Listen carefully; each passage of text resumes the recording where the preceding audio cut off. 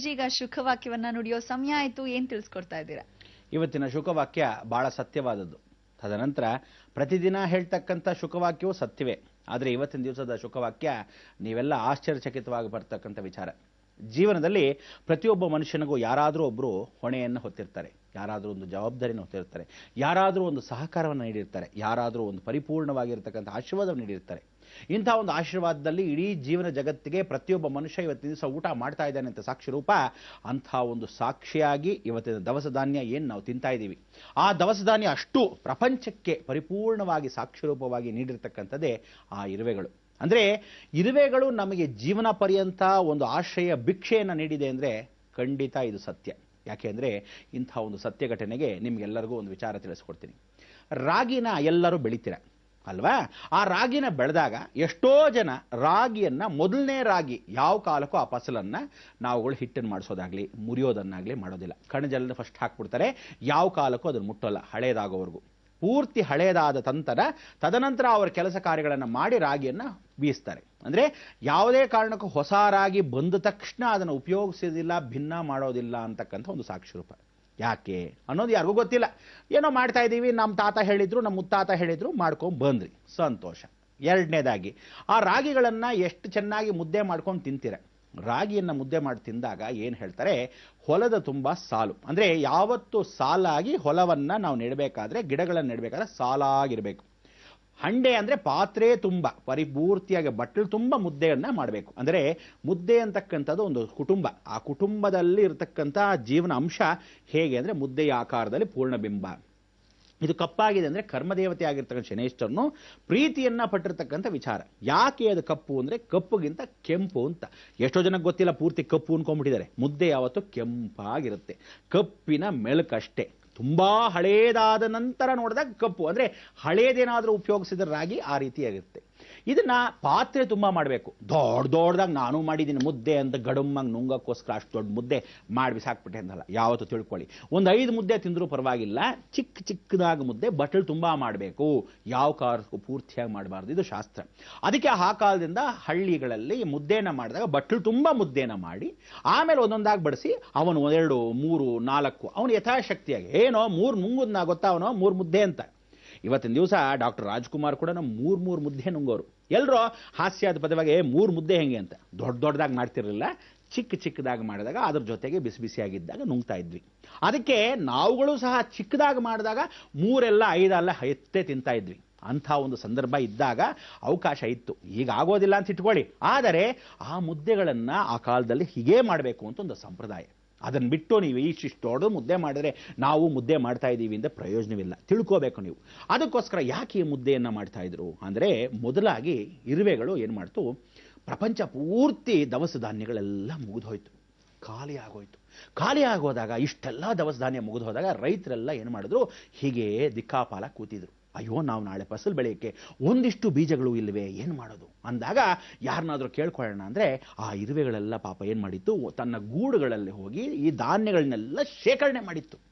ಎಷ್ಟು ಚೆನ್ನಾಗಿ ಶೇಖರಣೆ ಮಾಡಿತ್ತು ಅಂದರೆ, ಅಷ್ಟೊಂದು ಶೇಖರಣೆ ಮಾಡಿರ್ತಕ್ಕಂಥ ದವಸ ಧಾನ್ಯ ಪ್ರತಿಯೊಬ್ಬರಿಗೂ ಕೊಡೋಕ್ಕೋಸ್ಕರನೇ ಅದು ತನ್ನ ಮನೆಗೆ ಇಟ್ಕೊಂಡಿತ್ತು. ಅಂಥದ್ದನ್ನಲ್ಲಿ ಸಾಲವನ್ನು ಕೇಳಬೇಕು ಅನ್ನೋ ಪ್ರಯತ್ನವನ್ನು ಮಾಡಿದಾಗ, ಈ ಕಲಿಯುಗದಲ್ಲಿ ಘೋರವಾಗಿದ್ದ ಸಮಯದಲ್ಲಿ ಸಾಕ್ಷಿ ರೂಪವಾಗಿ ರೈತರೆಲ್ಲ ಬೇಜಾರಾಗಿ ಕೂತ್ಕೊಂಡಾಗ ಆ ಇರುವೆಗಳು ಸಣ್ಣದಾಗಿ ಬಂದು ತೊಗೊಂಡು ಕೊಡ್ತು. ಇದಕ್ಕೆ ರೈತರು ಕೇಳ್ಕೊಂಡ್ರಂತೆ, ನನಗೆ ಈ ಕಾಲಕ್ಕೆ ರಾಗಿಗಳು ಅಥವಾ ಯಾವುದೋ ಒಂದು ಬೆಳೆ ಹಾಕಬೇಕಾದ್ರೆ ಧಾನ್ಯಗಳು ಬೇಕಾಗಿದೆ, ನಮಗೆ ಆ ಬೀಜಗಳು ಬಿತ್ತನೆ ಮಾಡೋಕ್ಕೆ ಬೇಕಾಗಿದೆ, ಮೊದಲನೇ ಫಸಲು ಅಂತ ಕೇಳ್ಕೊಂಡಾಗ ಯಾರು ಸಾಕ್ಷಿ? ಆಗ ಗುಬ್ಬಚ್ಚಿ ಸಾಕ್ಷಿ.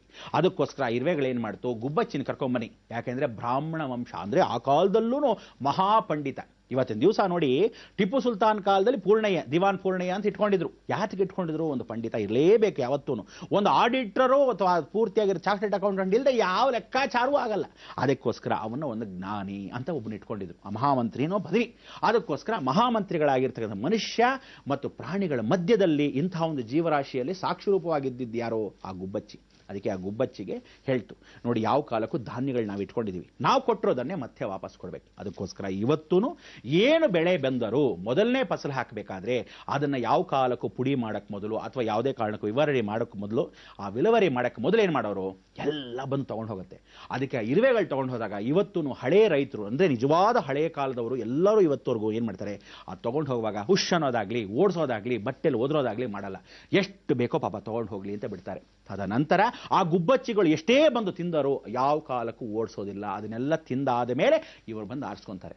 ಕೆಲವರು ಬುದ್ಧಿವಂತರು ಏನು ಮಾಡಿದ್ರು, ಅಯ್ಯೋ ಇದನ್ನು ಮಾಡ್ತಾ ಇದ್ದಾಗ ನಾವು ಫಸಲು ಮಾಡೋಕ್ಕೆ ಸಮಯ ಲೇಟ್ ಆಯ್ತಲ್ಲ ಅಂತ ಏನು ಮಾಡ್ತಾ ಇದ್ರು, ಆ ರಾಗಿಗಳನ್ನು ಕೈ ತುಂಬ ಹಿಡಿ ಇಟ್ಕೊಂಡು ಸುತ್ತಲೂ ಧಾನ್ಯ ಎಷ್ಟು ಬಂದಿತ್ತು ಫಸಲು ಅಷ್ಟು ಸುತ್ತಲೂ ಹಾಕ್ಬಿಡೋರು.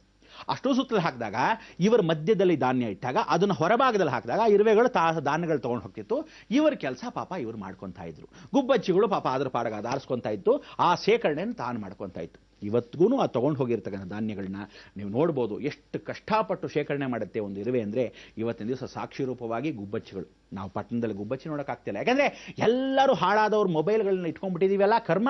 ಆ ಮೊಬೈಲ್ಗಳ ರೇಡಿಯೇಷನ್ ಮುಖಾಂತರವಾಗಿ ಇರೋ ಪಟ್ಟಣದಲ್ಲಿ ಇರ್ತಕ್ಕಂಥ ಎಲ್ಲ ಹೊಟ್ಟೋಯ್ತು. ಗುಬ್ಬಚ್ಚಿಗಳು ಇವತ್ತು ಎಲ್ಲಾದರೂ ಕಾಣುತ್ತಾ ಅಂದರೆ ಹಳ್ಳಿಗಳಿಗೆ ಹೋದಾಗ ಮಾತ್ರ ಕಾಣುತ್ತೆ.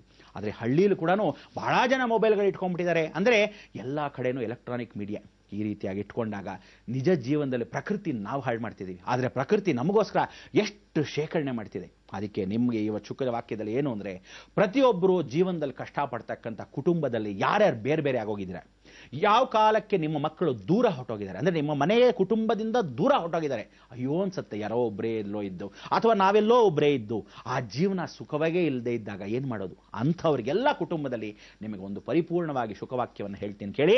ಪ್ರತಿಯೊಬ್ಬರು ನಿಮ್ಮ ದವಸ ಧಾನ್ಯದಲ್ಲಿ ಭತ್ತನಾದರೂ ಸರಿ ಅಥವಾ ಅಕ್ಕಿ ಹಿಟ್ಟಾದರೂ ಸರಿ ಅಥವಾ ಯಾವುದೇ ಒಂದು ಧಾನ್ಯವಾದರೂ ಸರಿ, ದಯವಿಟ್ಟು ಎತ್ಕೊಂಡು ಹೋಗಿ ಆ ಇರುವೆಗಳ ಗೂಡು ಎಲ್ಲಿದೆಯೋ ಆ ಜಾಗದಲ್ಲಿ ಸುತ್ತಲೂ ಹಿಂಗೆ ಹಾಕಿಬಿಟ್ಟು ಬನ್ನಿ. ಇದನ್ನು ಇವತ್ತಿಗೂ ಗುಜರಾತ್ ಮುಖಾಂತರವಾಗಿ ಅಥವಾ ಮಾರ್ವಡಿಗಳಾಗಲಿ ಇವರೆಲ್ಲ ಯಾತಕ್ಕೆ ಮಾಡ್ತಾರೆ ಅಂದರೆ, ಅಹಿಂಸಾ ಪ್ರಥಮ ಪುಷ್ಪಂ ಅಂತ ಹೇಳ್ತೇವಂತೆ. ದೇವರಿಗೆ ಯಾವ ರೀತಿಯೂ ಅಹಿಂಸಾ ಪ್ರಥಮ ಪುಷ್ಪಂ. ಅದಕ್ಕೆ ಜೀವರಾಶಿಗಳು ನಮ್ಮನ್ನು ಕಾಪಾಡುತ್ತೆ, ಎಷ್ಟೋ ರೀತಿಗೆ ನಮಗೆ ಗೊತ್ತಿಲ್ಲದೆ ಅದನ್ನೆಲ್ಲ ಕಾಪಾಡುತ್ತೆ. ಹೇಗೆ ಕಾಪಾಡುತ್ತೆ ಅನ್ನೋ ವಿಚಾರ ಆಮೇಲೆ ಮಾತಾಡೋಣ. ಆದರೆ ಮೊದಲಾಗಿ ಇಷ್ಟು ಧಾನ್ಯಗಳನ್ನು ಅದನ್ನು ಶೇಖರಣೆ ಮಾಡಿಕೊಟ್ಟಿರ್ತಕ್ಕಂಥ ಇರುವೆಗಳು ನಿಜದ್ದು ಕಷ್ಟ ಜೀವಿಗಳು. ಅಂಥ ಒಂದು ಜೀವಿಗಳಿಗೆ ನಾವು ಧಾನ್ಯವನ್ನು ಕೊಟ್ಟಾಗ ಪ್ರಕೃತಿನ ಉಳಿಸುತ್ತೆ. ಭೂಮಿ ಒಣಗೋಗ್ತಾ ಇರೋದರ ಒಳಭಾಗದಲ್ಲಿ ತಾಪಮಾನವನ್ನು ಹೆಚ್ಚದೇ ಇದ್ದ ಹಾಗೆ ನೀರನ್ನು ಶೇಖರಣೆ ಮಾಡಿ ತಾನೂ ಕುಟುಂಬದ ರಕ್ಷಣೆ ಮಾಡುತ್ತೆ. ನಮ್ಮ ಕುಟುಂಬಗಳು ದೂರ ಇದ್ದರೆ ಎಲ್ಲವನ್ನು ಮತ್ತೆ ಸೇರಿಸೋ ಅವಕಾಶವನ್ನು ಭಗವಂತ ಖಂಡಿತ ಕಲ್ಪಿಸ್ಕೊಡ್ತಾನೆ. ಅಂಥ ಒಂದು ಜೀವನ ಬರಲಿ ಮತ್ತೆ ಅಂತ ಹೇಳಿ ಹಾರೈಸ್ತಕ್ಕಂಥ ವಿಚಾರದಲ್ಲಿ ಇವತ್ತಿನ ಶುಕವಾಕ್ಯವನ್ನು ನುಡಿತಾ ಇದ್ದೀವಿ.